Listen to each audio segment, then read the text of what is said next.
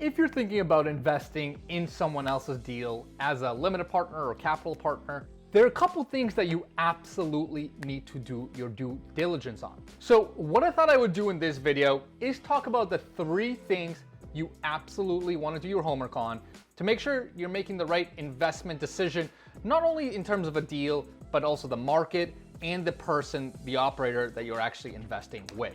So if you've been making passive investments or want to, make sure to stay tuned. What's going on, guys? My name is Lior and welcome back to my channel. Now, before I get into the meat and potatoes of the video, 2 super quick things, guys. Number 1, if this is your first time on my channel, first of all, welcome.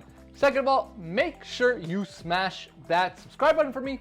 I'm putting out tons of new content every single week, talking all different facets of multifamily investing, right? Acquisitions, construction, financing, deal analysis, sneak peeks of my own projects, and so much more. So if that's the kind of content you're looking for, make sure you subscribe. So with that, let's get right into the meat and potatoes. And as I said, in this video, we're gonna talk about the 3 things you absolutely must do your due diligence on if you're thinking about investing passively into someone else's deal. So before we get into those 3 things you need to look out for, one thing I wanted to say is I think the fact that we as investors can potentially invest into other people's larger commercial deals and really get exposure for our portfolios in different types of assets and different types of in different parts of the country, I think is awesome, right? I mean, you know, it gives us the ability to invest without necessarily buying ourselves and being the lead person to have to deal with everything. But with that, you need to be able to make sure that you're doing the proper due diligence, right? Because even though you may not be the lead sponsor, the lead investor, you want to make sure you're doing your homework and investing in good opportunities. So with that, let's now jump into the 3 things that you need to particularly do your homework on. And number 1 is the market, right? And you know, it kind of sounds obvious, right? And most people really actually glaze over this, but making sure you're doing your due diligence on the market is critical, right? Because at the end of the day, as one of my mentors told me, you know, we can buy the real estate, but what we're really investing into is the local economy where the real estate is located, right? That being said, you want to make sure the market you're investing in matches your investment goals and criteria, right? So here's what I mean by that. If you're looking for something that's very stable, right, doesn't necessarily need a ton of growth, so you don't want to take that kind of risk on, but you just want something that you know is going to be there, it's going to be stable, you might want to go after more Class A sort of locations, right? Areas that have been established, that, you know, there's certain populations, there's plenty of employment, and, you know, the market's just there and not going anywhere, right? Good example of that might be Boston, right, where I'm at. LA could be a good example of that. New York, potentially, right? So think those kinds of markets. But if you're looking for something with a little bit more growth upside and you're kind of willing to take a little bit more of that risk, right, then you can start looking at different types of markets, right? You can start looking at more emerging markets. You can look at markets that have experienced some growth over the last several years. You know, markets in like the South, Southeast in particular have been going on big spikes, right? Because a lot of people have been moving there. So that's the kind of thought process you want to go through as you're selecting a potential market. So that's market. Now, the next one that you really need to pay attention on, and personally I think is one of the most important ones, is operator due diligence. Now, this is huge, right? Because you can invest, as this expression goes, you can invest in a good deal, but if the operator is not so good, you're not going to do very well, right? Very simply put. The operator and the person who's responsible for actually running the on-the-ground logistics is absolutely critical, right? Because that person's going to be pointing on everything. He's going to be making decisions on the ground. If there's any sort of decisions that need to be made with construction, property management, any sort of strategic decisions, that person's going to be making those calls, and you want to make sure you've got a solid person making those calls. So how would you do diligence on the operator? Well, first of all, you want to look at the group or the person who's running it and see who are they, right? Have you done any sort of research on them? How did you find out about them? Who's the team? And just try to get a sense of who this person or group is, just based on, some research, or if you talk to them, what kind of came out.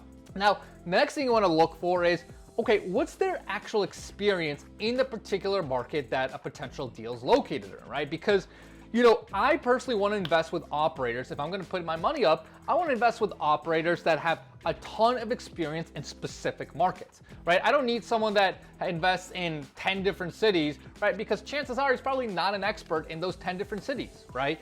I want someone that's a true expert. If I'm going to invest in LA, I want an LA person running the show. If I want to invest in Miami, I want a Miami person running that show. If I invest in Boston, you want me running the show, right? Because I'm in Boston. But you kind of get the point, right? Like, you want someone that is from that market, knows, lives, breathes that market, and is focused on it and can run that deal there. Once you figure that out, you also want to look at that operator's experience and resume, right?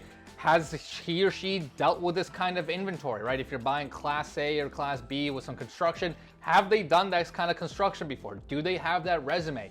Do they have the logistics in place in terms of construction folks, property management folks?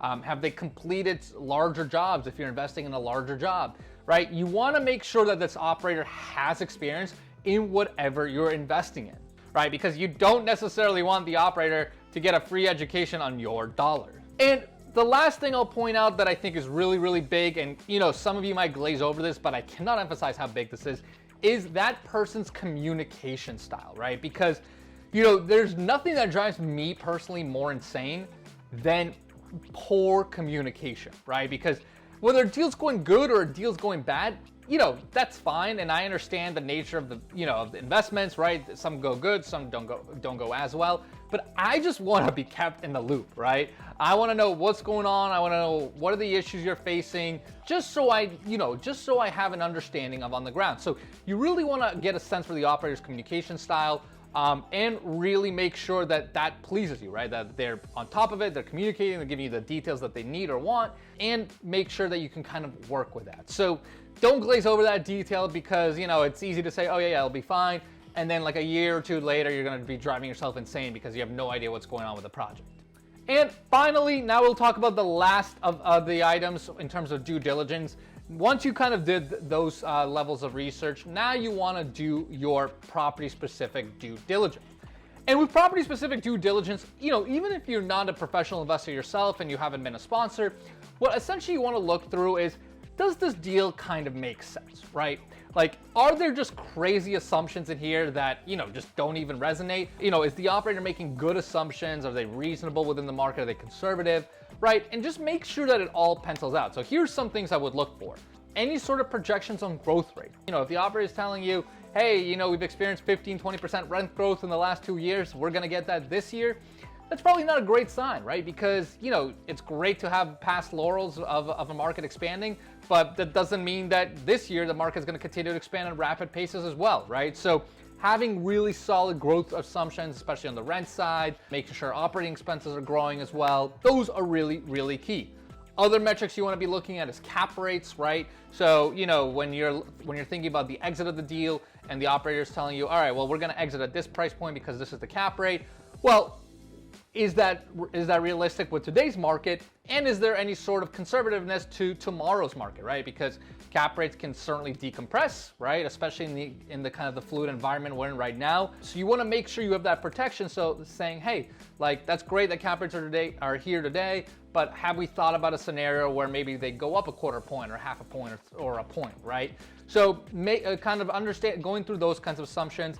The next thing you want to look for is comps and other apartments in the area, right? So very easily, let's say you're investing in a deal in Miami, right? For example, and you've got your target asset that you're thinking about investing, chances are there's probably going to be some data about, hey, we can push rents to this sort of number because of the comps around the area. Just go do some quick research, right? Pull up apartments.com, look up some properties nearby in that neighborhood and see, hey, like, do 2 bedrooms really command $2,000 in this area for non-luxury product, right? It's not new construction, maybe it's like garden style apartments.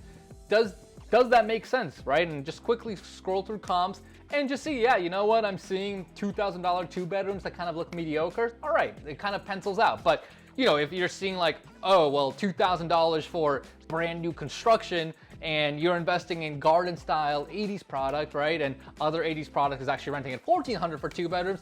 Now you've got some issues, right? So kind of just doing that high level research, I think is going to be absolutely critical. And then kind of taking all of those assumptions and putting it as a whole, right? Is there anything crazy that's being assumed here? Does this all fall in line? Does it fall in line with what the business plan is being proposed, right? I mean, if it's a light value add, yeah, I can see that if we just paint a little bit, put some hardware on, you know, we can bump up the rents to this amount, right? So you just kind of want to make sure the story is glued together and is really cohesive and makes sense. So hopefully that helps, guys. I know there's a lot of detail in this.